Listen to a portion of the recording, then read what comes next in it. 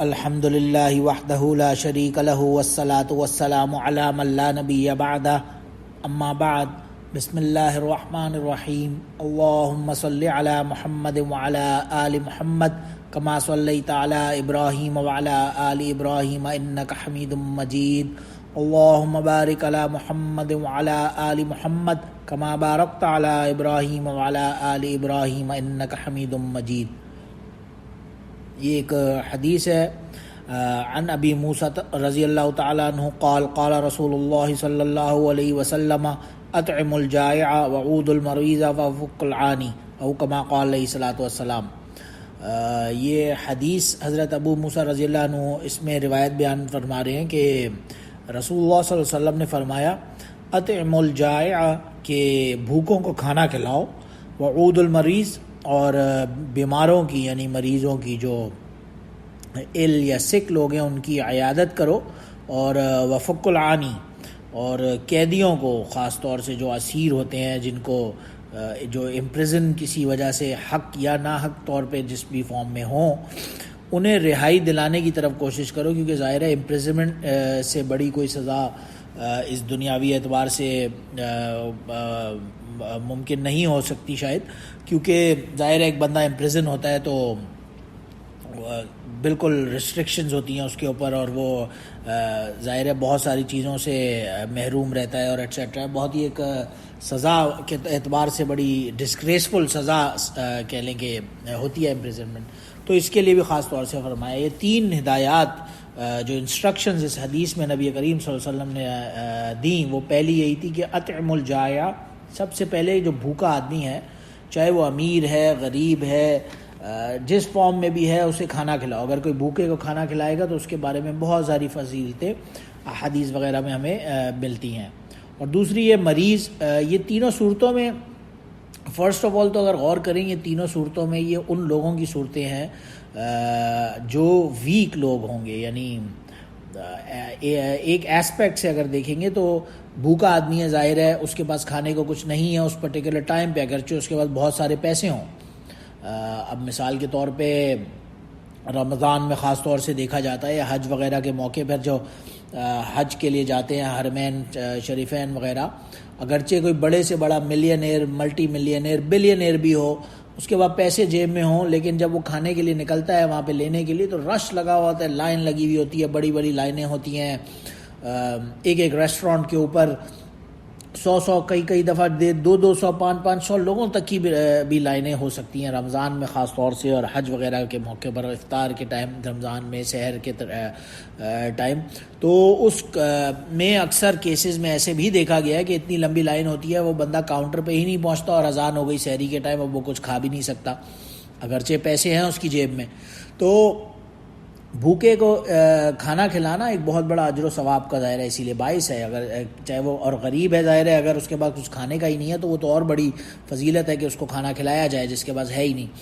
تو بہرحال ہر فارم میں بھوکے کو کھانا کھلانے کی تاکید فرمائی۔ دوسرا مریض کی عیادت، اب مریض بھی ظاہر ہے جتنی بھی اس کے پاس فیسلٹیز ہیں وہ دنیا کے بیسٹ ترین ٹریٹمنٹ اور ہاسپٹلز وغیرہ میں اپنا علاج کرا رہا ہے، اور مال دولت پیسہ گاڑی نوکر چاکر سب کچھ ہے اس کے پاس، بٹ اگر وہ مریض ہے بیمار ہے ڈپینڈنٹ ہے کسی دوسرے کے اوپر تو وہ ظاہر ہے فل کیپیسٹی میں نہیں ہے اپنی فزیکل، تو ظاہر ہے وہ کسی نہ کسی فارم میں ویک کی کیٹیگری میں آتا ہے۔ اور پھر وفق العانی جو تیسری ہدایت تاکید فرمائی اسیروں یعنی قیدیوں کو چھڑوانے کی، وہ تو ظاہر ہے آف کورس وہ بھی نظر آتا ہے کہ ایک بندہ قید میں ہے، وہ بھی جتنا پاورفل ہے، کوئی بڑے سے بڑا منسٹر ہے جج ہے جس عہدے پر فائز ہے، جتنا بڑا امیر ترین مال دولت ہو اس کے پاس، لیکن اگر وہ جیل میں بیٹھا ہے تو وہ قید ہے، تو اگر وہ خاص طور سے ناحق قید ہے کسی وجہ سے جو گناہ یا جرم اس نے کیا بھی نہ ہو تو اس کو آزاد کرانے کی تو ظاہر ہے بہت بڑی فضیلت ہے۔ لیکن اگر کوئی بھی بندہ جیل میں ہے، کسی سے غلطی ہو گئی، وہ اپنی غلطی پر نادم ہے، شرمندہ ہے، توبہ کر رہا ہے، اور اسے نکالوایا جائے جیل سے امپریزنمنٹ سے اور قیدی ہونے سے اسیر بننے سے اسے نجات دلائی جائے، تو اس کی بھی یہ بہت بڑی فضیلت بتائی اس حدیث میں۔ تو تینوں کی مدد کے لیے خاص طور سے تاکید فرمائی نبی کریم صلی اللہ علیہ وسلم نے اس حدیث میں۔ ظاہر ہے مین جو فوکس ہے یہاں پہ وہ یہی ہے کہ جو بندہ جو اپر ہینڈ ہے جس کو جیسے کہا جاتا ہے الید العلیٰ خیر من ید سفلا، جو اوپر والا ہاتھ ہوتا ہے وہ نیچے والے ہاتھ سے بہتر ہوتا ہے. تو جو کسی کیپیسٹی میں ہے، پاورفل ہے، جس کے پاس وسائل ہیں، تو وہ اس کی مدد کرے. جس کے پاس وسائل نہ ہوں، جو اس کیپیسٹی میں نہ ہو، تو اپنے سے کمتر، غریب، مسکین، یتیم، بیواؤں، ان کی خدمت اور کفالت کے لیے بہت بڑے درجات ان حدیث وغیرہ میں ہمیں بیان کیے گئے ہیں. جیسے کہ خاص طور سے ایک بخاری و مسلم کی روایت میں آتا ہے حضرت ابو ہریرہ رضی اللہ عنہ سے، جس میں رسول اللہ صلی اللہ علیہ وسلم نے فرمایا الساعی علی الارملۃ والمسکین کالمجاہد فی سبیل اللہ واحسبہ قول القائم لا یفطر وکالصائم لا یفطر، کہ کسی بھی بیچاری بے شوہر یعنی بیوہ خاتون جو بیچاری مظلوم عورت ہے، یا کوئی مسکین حاجت مند آدمی ہے، اس کے لیے دوڑ دھوپ کرنے والا، جو اس کے لیے محنت کرنے والا یا اس کے لیے اس کی مدد کرنے والا شخص ہے، اس کے اجر و ثواب کے بارے میں فرمایا کہ اللہ کے راستے میں کل مجاہد فی سبیل اللہ کے راستے میں جو بندہ جہاد پہ نکلا ہوا ہے وہ تو اس کی طرح ہے جو ایسے لوگوں کی مدد کر رہا ہے. اور ابو ہریرہ رضی اللہ عنہ فرما رہے ہیں کہ شاید یہاں پہ یہ فرمایا تھا کالقائم لا یفطر وکالصائم لا یفطر، کہ وہ تو رات بھر جو نمازیں مصلی پر کھڑے ہونے والے لوگ ہیں اور دن بھر روزہ رکھنے والے ہیں، ان سے بھی بہتر وہ آدمی ہے جو کسی غریب، بیوہ، مسکین کی مدد کر رہا ہے، ان کے لیے دوڑ دھوپ کر رہا ہے، ان کی جو ضروریات ہیں زندگی کی انہیں پورا کرنے کے لیے، فائنینشیل ہو، انہیں مورل سپورٹ کی ضرورت ہو، انہیں فائنینشیل مٹیریل سپورٹ کی ضرورت ہو، وہ ان کے لیے مہیا کر رہا ہے، یا وہ ایٹ لیسٹ دوسروں کو اس طرف متوجہ کر رہا ہے، لوگوں کی اویئرنیس دلا رہا ہے کہ ایسے لوگوں کی مدد کرنی چاہیے، تو وہ تو ایسے ہے جیسے جو جہاد میں، اللہ کے راستے میں جہاد میں نکلا ہوا بندہ اس سے بھی بہتر ہے. یا پھر پوری رات مصلی پہ کھڑے ہو کے نمازیں پڑھنا اور پورا دن ریگولر ایوری ڈے روزہ رکھنا، اس سے بہتر یہ ہے کہ یہاں پہ فرمایا کہ یہ کسی غریب، بیوہ، مسکین کی مدد میں اور اس کی پریشانیاں دور کرنے میں فکر کرے. تو ظاہر ہے یہ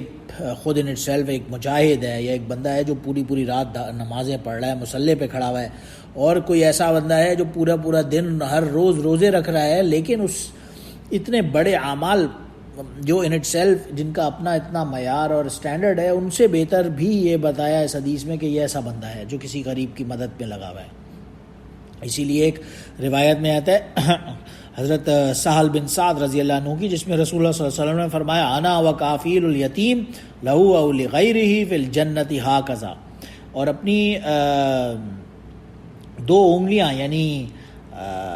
اپنی جو شہادت والی جو انڈیکس فنگر ہوتی ہے وہ انگلی، اور جو بیچ والی سینٹر فنگر ہے، ان دونوں کو ایسے اوپر کر کے اشارہ کر کے بتایا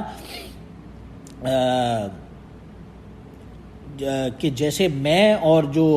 یتیم کی کفالت کرنے والا آدمی ہے وہ جنت میں ایسے کھڑے ہوں گے. ایک جیسے ظاہر ہے دو انگلیاں ہیں وہ آپس میں کتنی قریب ہیں، بالکل جوائن ہیں نیچے سے ٹیکنیکلی، اگر ان میں بالکل گیپ دے کے بھی جتنا بھی انہیں ڈسٹنس کے ساتھ رکھا جائے دو انگلیوں کو ہوا میں، تو بھی at the very most just 1 اور 2 انچز سے زیادہ ڈفرینس نہیں ہوگا ان کے اندر گیپ آپس میں. تو جو یتیم ہوگا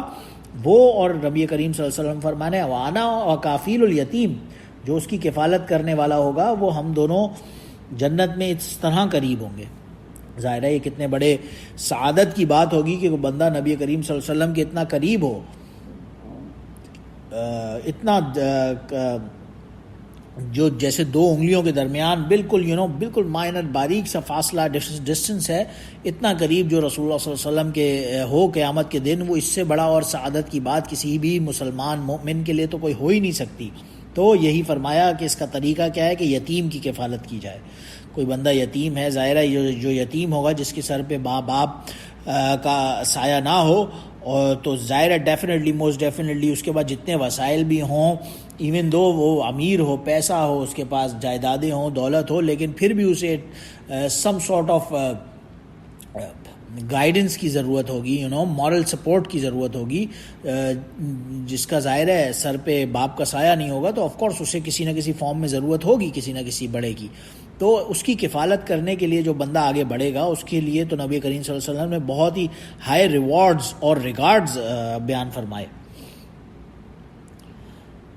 اور اسی لیے کہ ابن عباس رضی اللہ عنہ کی روایت میں بھی آتا ہے من قبض یتیما من بین المسلمین لا طعامه و شرابه ادخلہ اللہ الجنہ البتہ الا ان یکون قد عمل ذنبا لا یغفر، کہ اللہ سبحانہ و تعالی جو ہیں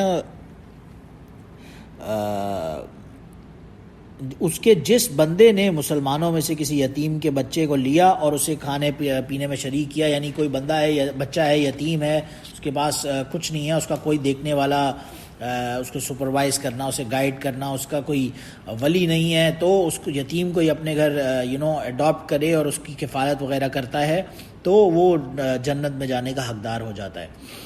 انلیس اس نے کوئی ایسا کوئی بڑا کبیرہ گناہ کیا ہو، جو کسی کا قرض ہے وہ لے کے کھا گیا ہو اور زبردستی ادا ہی نہ کر رہا ہو، کچھ ایسا کوئی گناہ ہے جس کی کوئی اور دوسری معافی ہی نہیں ہوتی، تو وہ ایک الگ بات ہے۔ بٹ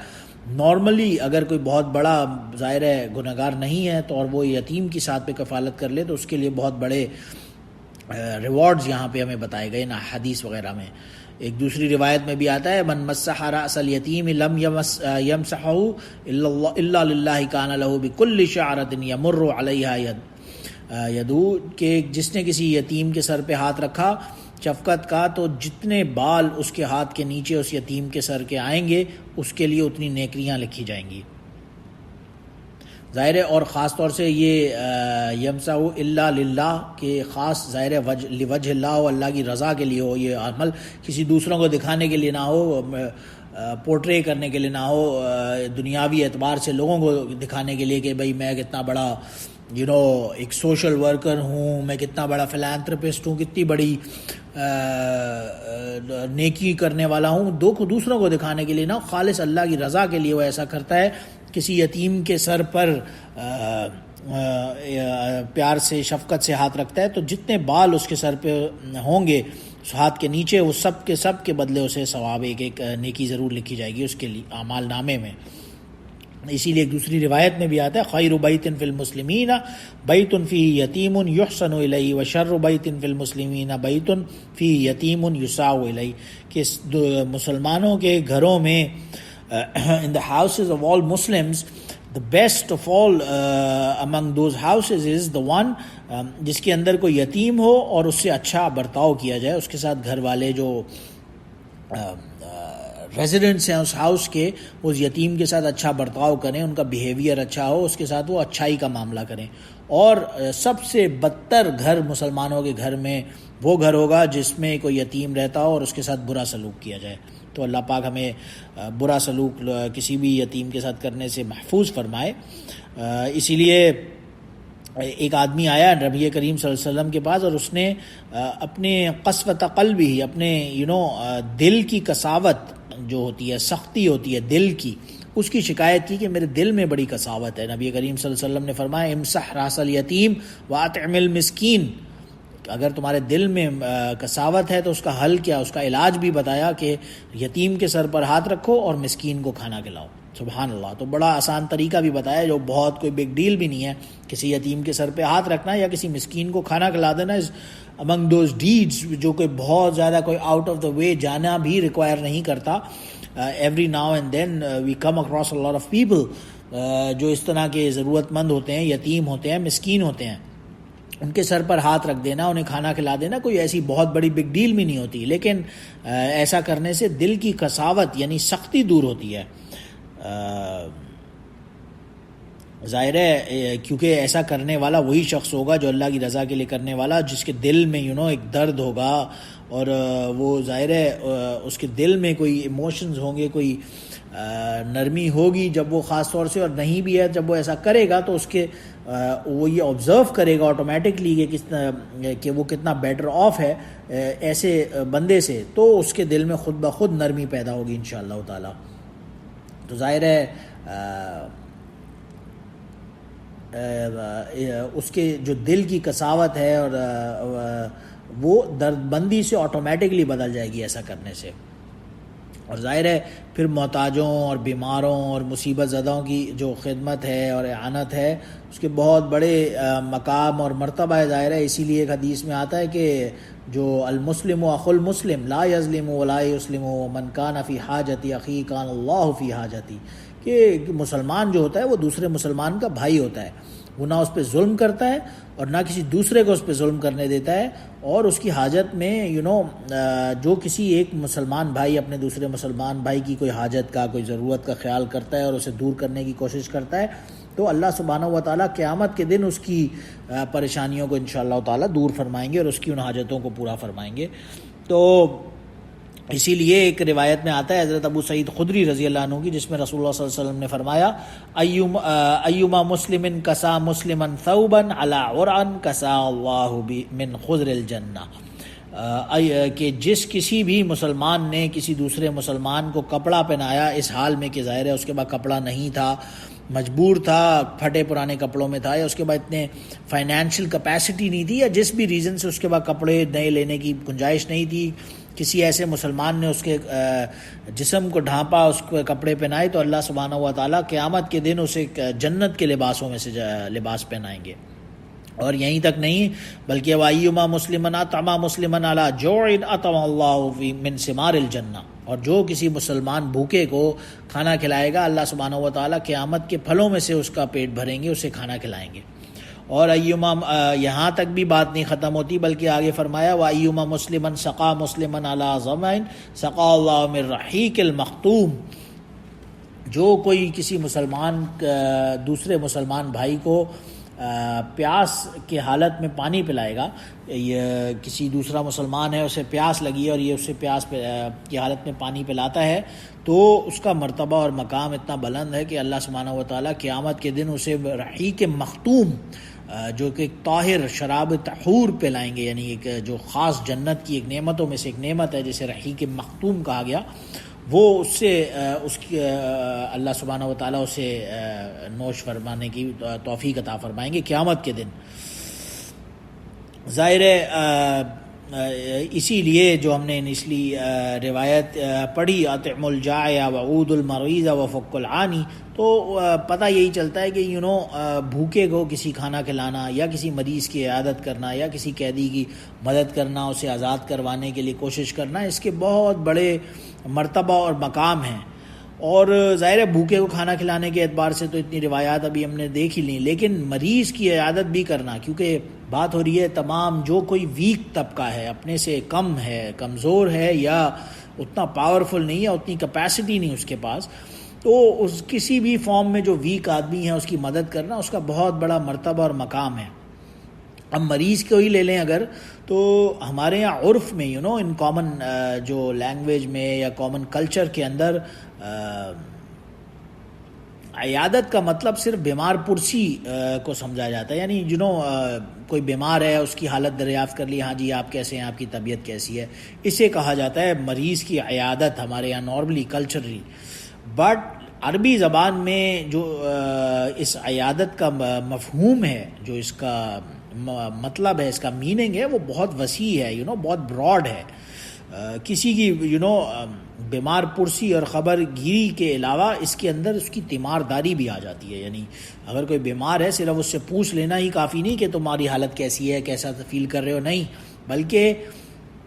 اس کی جو تیمارداری ہے، اگر if he need something اس کے علاج معالجے وغیرہ کے لیے، تو اس کی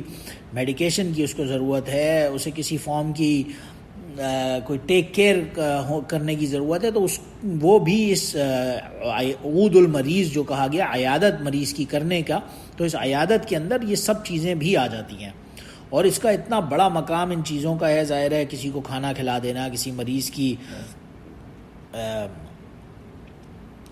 مدد کر دینا، کہ اس کا اتنا بڑا مرتبہ اور مقام ہے۔ حضرت ابو ہریرہ رضی اللہ عنہ فرماتے ہیں ایک روایت کے اندر کہ رسول اللہ صلی اللہ علیہ وسلم نے فرمایا ان اللہ تعالی یقول، یہ ایک حدیث قدسی ہے جس کے اندر اللہ سبحانہ و تعالیٰ نے خود فرمایا کہ قیامت کے دن اللہ سبحانہ و تعالیٰ فرمائیں گے ان اللہ تعالیٰ یقول یا ابن آدم مرضت فلم تعدنی، کہ میں مریض تھا تو نے میری عیادت نہیں کی۔ تو وہ بندہ جس سے اللہ سبحانہ و تعالیٰ فرمائیں گے وہ کہے گا یا رب کیف اعودک وانت رب العالمین، کہ میں آپ کی عیادت کیسے کرتا، آپ تو رب العالمین ہیں۔ اس پر اللہ سبحانہ و تعالیٰ فرمائیں گے اما علمتا، کیا تو جانتا نہیں ہے ان عبدی فلان مریضا، کہ میرا فلاں جو آدمی ہے وہ میرا فلاں آدمی مریض تھا، بیمار تھا، فلم تعودو، تم نے اس کی عیادت نہیں کی. یعنی اس کا مرتبہ اور مقام امیجن کریں کہ اللہ سبحانہ و تعالیٰ قیامت کے دن خود فرمائیں گے کہ ایک بندے سے، ابن آدم تم نے میں مریض تھا، تم نے میری عیادت نہیں کی. اور وہ بندہ آگے سے ظاہر ہے کنفیوز ہوگا اور حیرانگی میں بولے گا کہ میں آپ کی عیادت کیسے کرتا، انت رب العالمین، آپ تو عالمین کے رب ہیں. اس پر اللہ سبحانہ و تعالیٰ خود فرمائیں گے میرا فلاں بندہ بیمار تھا، تو نے میری عیادت نہیں کی. اور اما علمت انک لو عدتنی لوجدتنی عنده، کہ اگر تو اس کی عیادت کے لیے آتا تو تو مجھے اس کے پاس پاتا. ظاہر ہے اللہ سبحانہ و تعالیٰ حاضر اور ناظر ہیں، ہر جگہ موجود ہیں. اسی وجہ سے کہ ایک بیمار آدمی جو ہوتا ہے اس کے پاس اللہ سبحانہ و تعالیٰ خود کیونکہ موجود ہوتے ہیں تو اس وجہ سے اللہ نے فرمایا کہ تو نے میری عیادت نہیں کی. ایک دوسری آگے بات پہ پھر اللہ سبحانہ و تعالیٰ پھر فرمائیں گے یا ابن آدم استطعم تو کا فلم تطعمنی، کہ میں بھوکا تھا، تو نے مجھے کھانا نہیں کھلایا. اس پر دوبارہ وہ بندہ حیرانگی میں، پریشانی میں، کنفیوژن میں بولے گا یا رب کیف اطعمک وانت رب العالمین، میں آپ کو کیسے کھانا کھلاؤں، آپ تو رب العالمین ہیں. اس پر اللہ سبحانہ و تعالیٰ دوبارہ فرمائے گا اما علمت انہ استطعمک عبدی فلانا فلم تطعمہ، کہ تو جانتا نہیں ہے میرا فلاں بندہ، تو جانتا تھا کہ میرا فلاں بندہ بھوکا تھا، تو نے اس کو کھانا نہیں کھلایا. اما علمت انک لو اطعمتنی تو لوجدت ذلک عندی یا ابن آدم، کہ اگر تو اس بھوکے کو کھانا کھلاتا تو مجھے اس کے پاس پاتا. سبحان اللہ. اور پھر آگے فرمائیں گے اللہ سبحانہ و تعالیٰ قیتک فلم تسکینی، کہ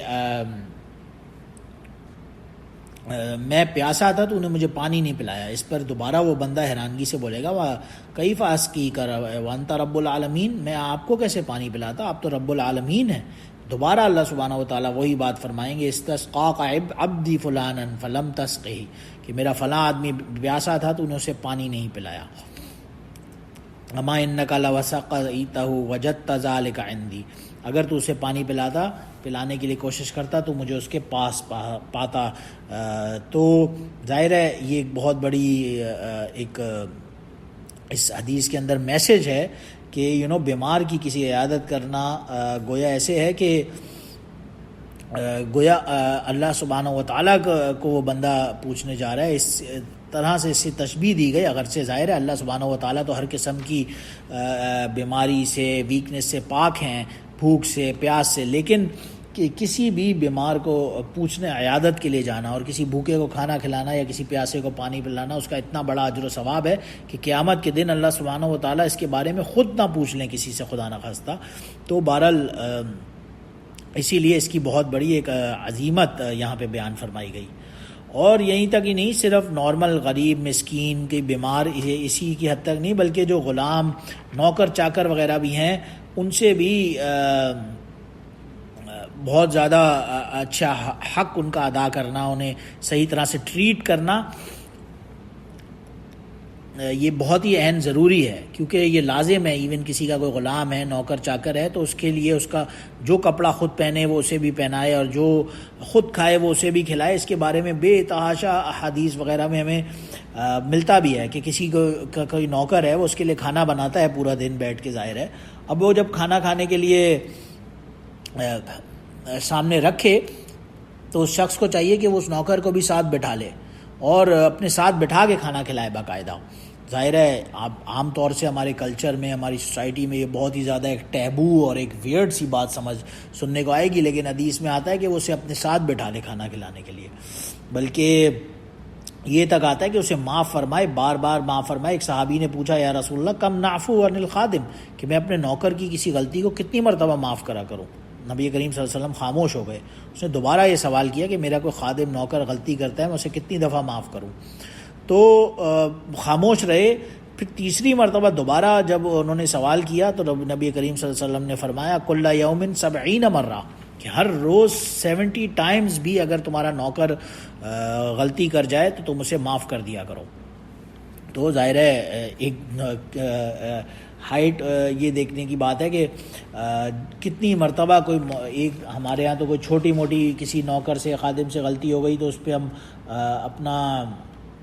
غصہ نکالنے پہ آ جائیں گے، اسے ڈانٹ دبک پہ اور مار دھاڑ تک پہ اتر آئیں گے، لیکن نبی کریم صلی اللہ علیہ وسلم فرما رہے ہیں اس سے ایک نہیں دو نہیں، اگر دن میں 70 مرتبہ بھی غلطیاں ہو جائے تو اسے معاف کر دو۔ اور یہ اپنے سے جو ماتحت لوگ ہوتے ہیں، اپنے جو سبارڈینیٹس ہوتے ہیں، ان کے حقوق کی اتنی زیادہ ایمفسس ہے کہ بالکل عین وصال کے ٹائم جب نبی کریم صلی اللہ علیہ وسلم کا وصال ہونے لگا تو لاسٹ ورڈز جو حضرت علی رضی اللہ عنہ فرماتے ہیں ایک روایت کے اندر، بالکل کان آخر کلام رسول اللہ صلی اللہ علیہ وسلم الصلاۃ الصلاۃ واتقوا اللہ فیما ملکت ایمانکم، کہ حضرت علی رضی اللہ عنہ فرما رہے ہیں کہ نبی کریم صلی اللہ علیہ وسلم بالکل وصال جب ان کی وفات ہونے لگی تو جو لاسٹ ورڈز ان کے منہ سے سنے، حضرت علی رضی اللہ عنہ ظاہر ہے وہیں پہ موجود تھے، اور وہ آپ فرما رہے ہیں کہ نبی کریم صلی اللہ علیہ وسلم نے بالکل اپنے جانے سے پہلے جو لاسٹ ورڈز ان کے منہ سے نکلے وہ یہ تھے، الصلاۃ الصلاۃ واتقوا اللہ فیما ملکت ایمانکم۔ پہلا جو نصیحت فرمائی وہ یہ کہ نماز کی پابندی کرو سب سے پہلے، تو اور دوسرا یہ فرمایا کہ جو تمہارے سبارڈینیٹس ہیں، جو تمہارے نوکر چاکر غلام وغیرہ ہیں، ان کے معاملے میں اللہ سے ڈرتے رہو، یعنی کہ ان کے ساتھ اچھا برتاؤ کرو۔ یعنی اور کوئی کتنا برا مسلمان بھی ہو، لیکن یہ دو چیزیں ایسی ہیں جس کے بارے میں اتنی زیادہ امپورٹنس اور ایمفسس تھی کہ نبی کریم صلی اللہ علیہ وسلم نے بالکل وصال سے پہلے بھی جو لاسٹ بات فرمائی وہ یہی تھی، پہلی بات کہ نماز کی پابندی، اور دوسری بات کہ اپنے سے سبارڈینیٹس، اپنے سے جو ویک پور طبقہ ہے، نوکر چاکر غلام وغیرہ ہیں، ان کے ساتھ خاص طور سے اچھا معاملہ کرنا، ان کے معاملے میں اللہ سے ڈرتے رہنا۔ اس کی اتنی زیادہ امپورٹنس ہے کہ یہی وہ بات لاسٹ تھی جو نبی کریم صلی اللہ علیہ وسلم نے فرمائی۔ اور اس کا مطلب یہ ظاہر ہے نہیں ہے کہ کوئی نوکر ہے یا غلام ہے جو بھی ہے وہ اپنی اگر جو جاب ڈسکرپشن ہے اس کی ہے کہ تم نے یہ فلاں فلاں کام کرنا ہے، وہ اس میں ہیر پھیر کرتا رہے اور کام ہی نہ کرے، اور آپ اس سے تو یہ سمجھا جائے کہ جی نہیں اس سے کوئی پوچھ ہی نہیں ہونی، بلکہ وہ اگر کوئی نوکر ہے وہ اپنے مالک کا صحیح طرح کام، جس طرح مالک کو کہا گیا کہ اگر اس سے کوئی غلطی ہو گئی ہے تو اسے معاف کر دے، اسی طرح خادم کے اوپر بھی یہ لازم ہے، اس کی ذمہ داری ہے کہ وہ اپنی جاب جو اس کی ہے، جو اس کی ڈیوٹیز ہیں، انہیں پوری طرح سے ادا کرے، ورنہ وہ گویا کہ اپنی خیانت کر رہا ہے، نہ صرف یہ کہ دنیاوی خیانت بلکہ اپنے رب کے ساتھ بھی خیانت کر رہا ہے۔ اسی لیے کیونکہ نبی کریم صلی اللہ علیہ وسلم نے بالکل خاص طور سے کیٹیگوریکلی فرمایا تھا کہ کتنا اچھا خادم ہوگا جو اس حال میں مرے گا کہ وہ دنیا میں اپنے مالک کا، اپنے جو سردار ہے، اپنا جو امپلائر ہے یا اونر ہے یا امپلائر ہی کہہ لیں آج کل کے زمانے میں، تو اپنے جو مالک کا اطاعت گزار ہے، اس کی آرڈرز کی پوری طرح سے خیال رکھتا ہے، اس کے کام صحیح طرح سے کرتا ہے، اور اللہ کے لیے کے معاملے میں بھی اللہ سے ڈرتا رہتا ہے اور عبادت کرتا ہے، تو وہ تو کتنا اچھا خادم ہے ظاہر ہے۔ اسی لیے ایک روایت میں آتا ہے ان العبد اذا نصح لسیدی واحسن عبادت ربہ فلہ اجرہ